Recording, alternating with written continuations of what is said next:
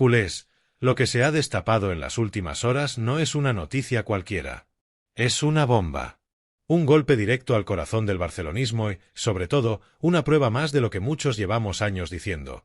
El Barça no solo lucha en el campo, también pelea contra los despachos, las instituciones y los intereses que intentan frenarlo. Joan Laporta lo ha confirmado públicamente. Sin filtros, sin rodeos, sin miedo, la UEFA quiso dejarnos fuera de la Champions. Así, con esa contundencia que solo Laporta tiene cuando siente que tocan al club. No fue una frase improvisada, fue una declaración cargada de rabia, de orgullo y de un mensaje entre líneas. Sabemos quiénes somos, sabemos lo que representamos y no nos van a doblar. Porque no estamos hablando de rumores.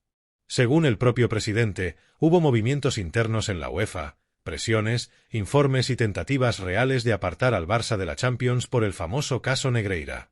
Un caso que, como ya todos sabemos, ha sido más ruido mediático que pruebas reales. Pero claro, cuando se trata del Barça, las acusaciones pesan el doble y las defensas valen la mitad. Y ahí está la clave. Laporta, lejos de esconderse, ha decidido contar lo que muchos intuían, que hubo una intención política y mediática detrás de todo aquel intento de sanción. Que no era solo un tema deportivo, sino una maniobra de poder, un intento de humillar al Barça justo cuando empezaba a levantarse de sus cenizas. ¿Y sabéis cuándo se produjo todo esto? Justo en el momento más delicado para el club, cuando Hansi Flick aterrizaba en el banquillo, cuando la plantilla volvía a creer, cuando el proyecto comenzaba a tomar forma. Y de repente, ¡pum! Colisión, una sombra desde arriba. Una amenaza que, de haberse cumplido, habría significado un golpe mortal a la estabilidad económica y emocional del equipo. Laporta lo cuenta con esa mezcla de indignación y serenidad que solo él maneja. En una entrevista reciente, dijo, hubo gente dentro de la UEFA que presionó para vetarnos, pero demostramos que no tenían base legal ni deportiva para hacerlo. Nos querían fuera por imagen, no por justicia. Y esas palabras, culés, resumen la realidad que tantas veces se intenta ocultar, que el Barça incomoda. Incomoda cuando gana, incomoda cuando ficha, incomoda cuando habla. Porque el Barça, guste o no, sigue siendo la referencia de un modelo que no se pliega a los poderes establecidos. Y ahí entra el contexto. Pensemos por un momento, la UEFA, que ha permitido barbaridades financieras en clubes de medio mundo, que ha mirado hacia otro lado con ciertos gigantes que inflan sus cuentas sin explicación, ¿iba a castigar precisamente al Barça? Al club que está reconstruyéndose desde dentro, cumpliendo cada regla, vendiendo activos, apostando por la cantera y por un entrenador serio como Flick. Pues sí, culés, esa era la idea. Un castigo ejemplar. Una advertencia. Un mensaje que decía, no seáis rebeldes, no os salgáis del molde, no os enfrentéis al sistema. Pero Laporta no se arrugó. Al contrario, se plantó. Y con documentos en la mano, con argumentos legales y con una defensa impecable, logró que la UEFA reculara.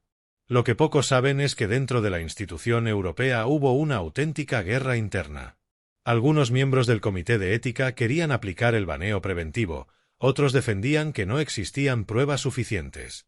Y en medio de esa batalla burocrática, el Barça resistió. Días de tensión, de llamadas, de abogados trabajando a contrarreloj para evitar el desastre. Laporta, cuentan desde dentro, no durmió durante semanas. Estaba convencido de que aquello no era solo un ataque al club, sino una maniobra para debilitarlo en el momento más vulnerable. Y por eso, cuando la UEFA finalmente reculó y permitió la inscripción del Barça en la Champions, Laporta no lo vivió como una victoria, sino como un aviso. Un aviso de que la guerra no ha terminado. Porque, culés, lo que acaba de destapar Laporta no es el final de una historia. Es el comienzo de otra. La confirmación de que el club sigue en el punto de mira, de que los enemigos no están solo en Madrid o en los platós de televisión, sino también en los despachos más altos del fútbol europeo. Y lo más importante de todo, que el Barça no se ha rendido ni un milímetro. Que, pese a todo, sigue compitiendo, sigue creyendo y sigue defendiendo su escudo ante quien haga falta. Lo que Laporta ha revelado no fue una exageración. Fue una guerra silenciosa. Una de esas batallas que se libran lejos de los focos, en despachos de cristal, entre abogados de traje caro y comités donde las sonrisas diplomáticas esconden puñales bien afilados. Y el Barça, culés, estuvo a un solo paso, de quedar fuera de la Champions League. Todo empezó a principios del verano pasado, cuando la UEFA anunció que estudiaría a fondo la vinculación del club con el llamado caso Negreira. Un eufemismo elegante para decir que buscaban motivos para sancionar. En ese momento, el Barça ya había presentado toda la documentación ante la Fiscalía, había colaborado, había abierto sus libros. Pero a la UEFA eso no le bastaba. Alguien dentro del organismo empujaba con fuerza para que se aplicara un castigo ejemplar. Laporta lo contó con claridad. Hubo informes internos en los que se sugería que nuestra participación en competiciones europeas podía dañar la imagen del torneo, pero... O sea, ni pruebas, ni delitos, ni nada concreto. Solo una cuestión de imagen. Una excusa tan vaga como peligrosa. Y detrás de esas líneas se escondía algo mucho más grande, una presión política y mediática que buscaba que el Barça pagara por ser el Barça. Durante esas semanas, el silencio en las oficinas del club era ensordecedor. Flick, recién llegado, no entendía del todo el ruido. Deco, desde la dirección deportiva, le pedía calma. Y mientras tanto, Laporta se reunía con los abogados del club, con emisarios en Suiza, con gente de su total confianza. Dicen que incluso Joan Font, responsable financiero, se preparó para un escenario catastrófico, perder los ingresos europeos justo antes de cerrar el presupuesto anual. Y ahí empezó la estrategia. En lugar de esconderse o pedir clemencia, el Barça atacó.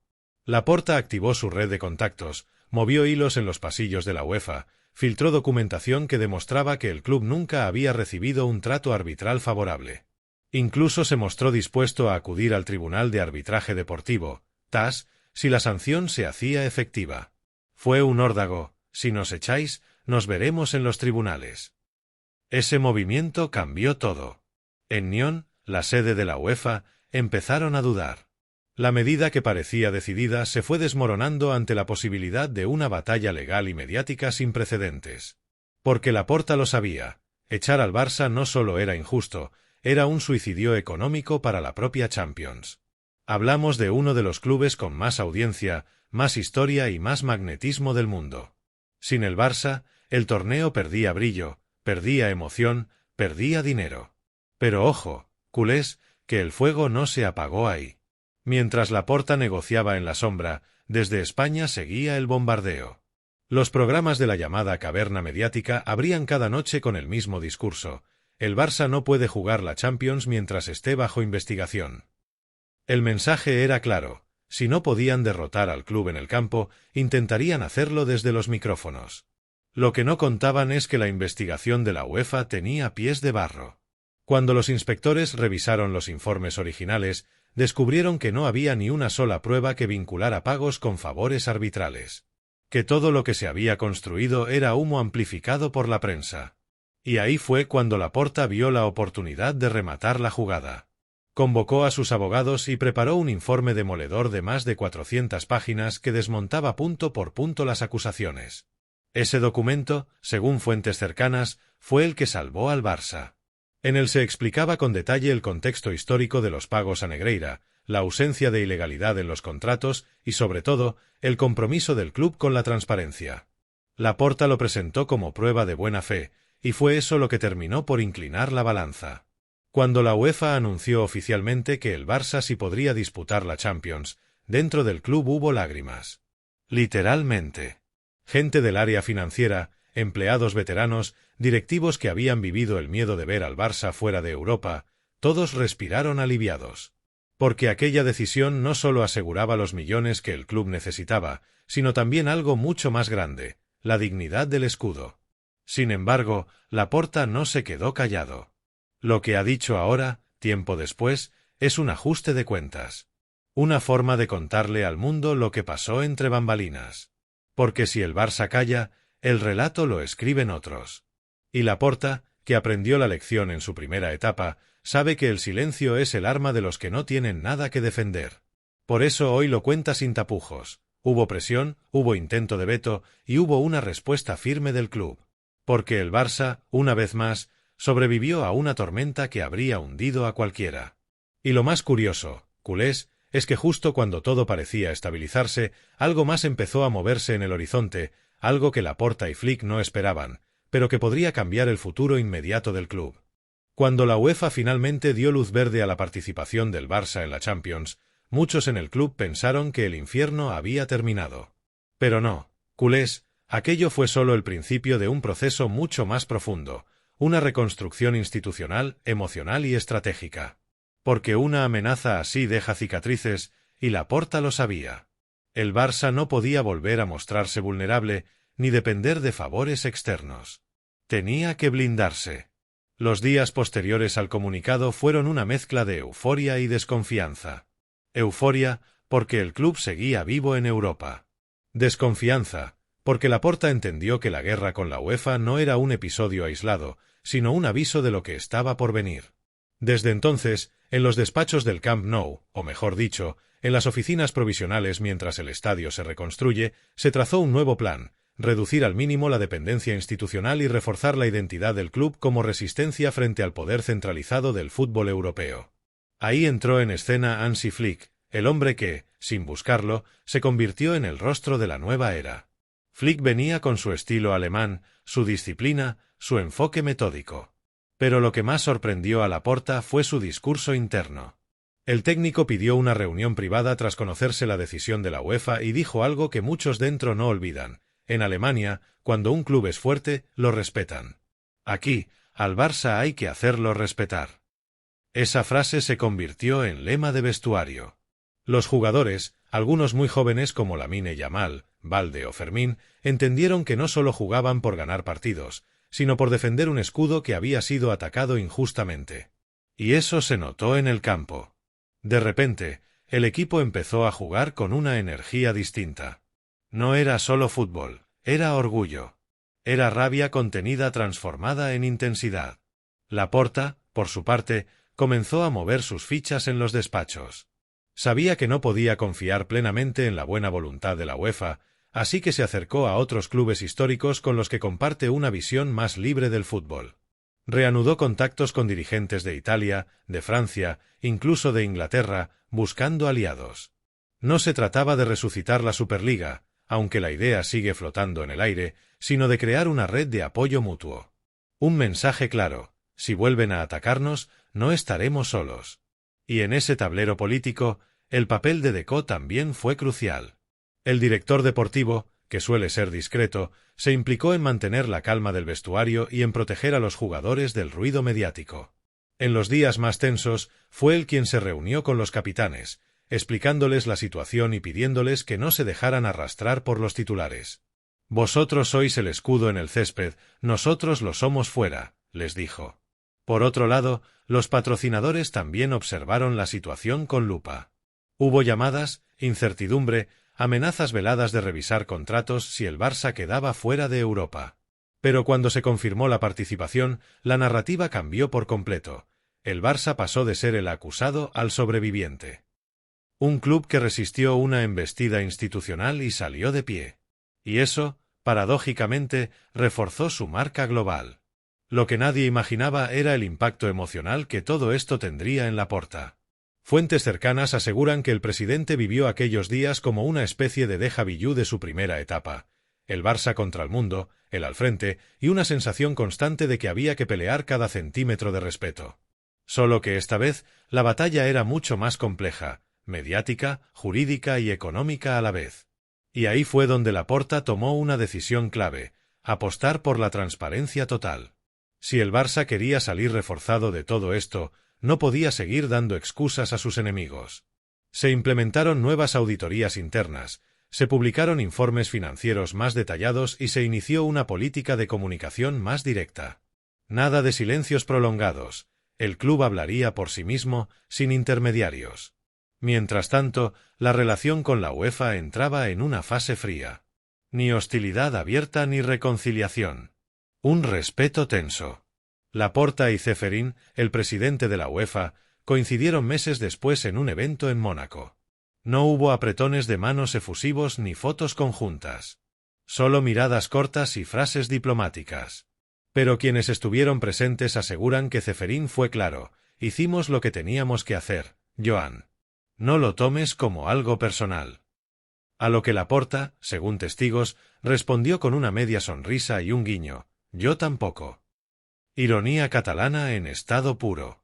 Esa frialdad, sin embargo, no frenó al Barça. Todo lo contrario. Desde entonces, el club parece moverse con una determinación nueva, con una conciencia de que cada paso que da tiene que estar blindado, cada firma revisada, cada palabra medida. Porque la guerra mediática e institucional puede volver en cualquier momento. Y aunque el ruido externo no ha cesado, internamente el Barça ha salido más fuerte. Flick ha logrado mantener la calma en el vestuario, los jóvenes siguen creciendo y Laporta sigue siendo Laporta, carismático, desafiante y dispuesto a morder cuando hace falta. Pero cuidado, culés, porque esta historia aún guarda una parte inquietante. Hay quienes dentro del propio entorno europeo siguen sin aceptar que el Barça se haya librado. Y lo que se está moviendo entre bastidores podría volver a poner al club en el punto de mira. Culés, pensábamos que con la decisión firme de la UEFA todo había quedado en el pasado, ¿verdad? Que el Barça podía respirar tranquilo, concentrarse en el fútbol y dejar atrás la tormenta institucional. Pero no. En el fútbol moderno, el poder nunca se rinde tan fácilmente. Y si algo ha demostrado este último año es que, cuando el Barça resiste, el sistema busca nuevas formas de presionar. Lo que pocos saben es que, tras la resolución que permitió al Barça jugar la Champions, no todos dentro de la UEFA estaban conformes. Hubo miembros del comité disciplinario que se sintieron humillados, que consideraron que el Barça se había escapado. Y desde entonces, según fuentes internas del club, se han multiplicado las auditorías, las inspecciones financieras y los controles sobre el fair play. Sí, culés, lo están vigilando todo. Cada movimiento, cada contrato, cada pago. La sensación en la directiva es que hay ojos sobre el Barça constantemente, como si esperaran encontrar un error mínimo para volver a la carga.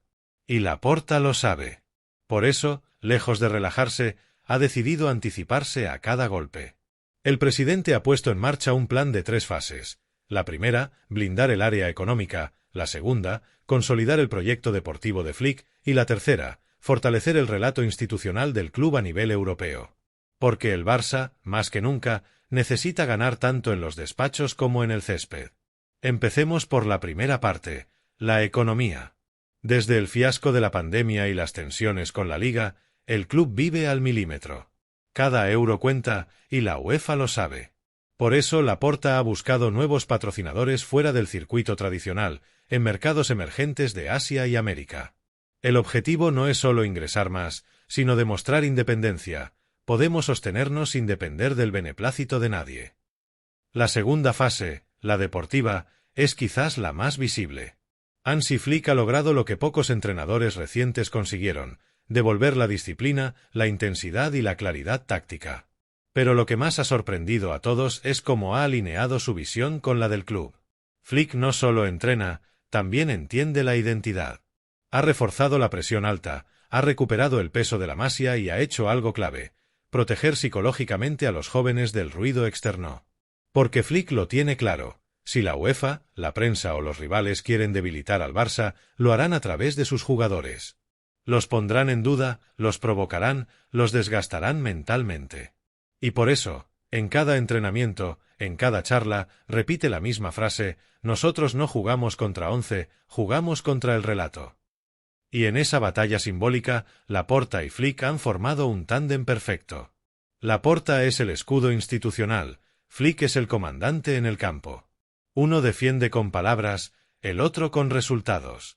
Y juntos han conseguido que el vestuario se una en torno a una causa común: demostrar que el Barça no necesita favores, ni árbitros, ni indulgencias para ganar. Solo necesita creer. Pero la tercera parte del plan de Laporta es quizás la más ambiciosa: reconstruir la reputación del Barça en Europa. Sabe que el daño mediático ha sido enorme. La palabra Negreira quedó grabada en titulares internacionales, y eso hay que revertirlo. Por eso, el club ha empezado a trabajar con nuevos asesores de comunicación, ha reforzado su presencia en medios internacionales y ha abierto sus puertas a documentales, entrevistas y contenidos que muestran la versión real de lo que ha pasado. En los últimos meses, Laporta ha concedido entrevistas a medios europeos donde repite una idea: el Barça ha sido víctima de un linchamiento mediático sin precedentes, pero seguimos aquí, compitiendo con la cabeza alta. Es su forma de marcar territorio, de recordar que el club no solo sobrevivió, sino que se ha reinventado desde las cenizas. Sin embargo, el clima con la UEFA sigue siendo tenso. Ceferín, aunque públicamente evita el conflicto, ha hecho comentarios velados sobre la necesidad de preservar la integridad de las competiciones. Una frase que, traducida, significa «os estamos observando». Y Laporta, lejos de agachar la cabeza, le ha respondido en más de una ocasión con ironía: «Nosotros también preservamos la integridad, empezando por la nuestra». Y lo cierto es que en los despachos de Nyon hay quien teme el resurgir del Barça. Porque un Barça fuerte, competitivo y limpio rompe la narrativa que intentaron construir. No pueden vender la idea de un club corrupto si vuelve a dominar en Europa jugando con talento, cantera y orgullo. Y eso, culés, es lo que más les duele. Por eso, Laporta ha puesto como objetivo estratégico recuperar la credibilidad deportiva desde el césped. Ganar, competir y hacerlo con estilo. Porque nada desarma más a los críticos que los resultados. Y Flick lo sabe, cada victoria es un golpe más contra el relato de quienes querían ver al Barça fuera. Pero ojo, porque el ruido no ha desaparecido del todo. Desde ciertos medios afines al poder siguen apareciendo filtraciones, rumores de supuestas investigaciones, insinuaciones constantes. Y cada vez que el Barça da un paso adelante, alguien intenta sembrar dudas. Es una guerra de desgaste. Pero si algo ha demostrado el barcelonismo a lo largo de su historia, es que cuando lo quieren hundir, responde creciendo. Y precisamente de eso trata la última parte de esta historia.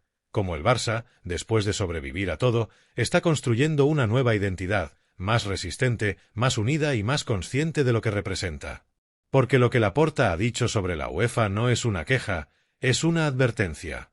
Una promesa de que el Barça no volverá a ser víctima de nadie. Culés, lo que ha contado Laporta no es solo una revelación. Es un recordatorio. Un recordatorio de que este club, por historia y por esencia, nunca lo ha tenido fácil. Que el Barça ha crecido siempre en medio de la adversidad, desafiando estructuras, poderes, intereses. Y lo que ocurrió con la UEFA es la prueba más reciente de una verdad incómoda. El Barça no solo representa a un equipo de fútbol, sino una idea que incomoda a los que mandan. Porque pensemos por un segundo, ¿cuántos clubes en el mundo soportarían la presión mediática, los ataques institucionales, las campañas de desprestigio y seguirían compitiendo al máximo nivel? Muy pocos. Y sin embargo, aquí está el Barça. Joven, renacido, con un proyecto que combina talento, valentía y orgullo. Con Flick en el banquillo, Laporta al mando y una generación de futbolistas que no juegan solo por títulos, sino por dignidad. Y sí, culés, esto va mucho más allá de lo deportivo. Lo que Laporta ha confirmado es una historia de resistencia, de cómo un club que muchos quisieron enterrar volvió a plantarse de pie. Y de cómo, incluso cuando el enemigo parecía tener todas las cartas, el Barça apostó por la verdad, por su escudo y por su gente. Porque el Barça, en el fondo, es eso, su gente. Esos millones de culés que, desde cualquier rincón del mundo, siguen creyendo aunque los ataquen, siguen defendiendo aunque los ridiculicen y siguen soñando aunque los llamen locos. Y esa fuerza, esa conexión emocional, es la que ni la UEFA, ni la prensa, ni nadie puede controlar. Laporta lo sabe. Y por eso, su mensaje no es solo una denuncia, es una declaración de guerra.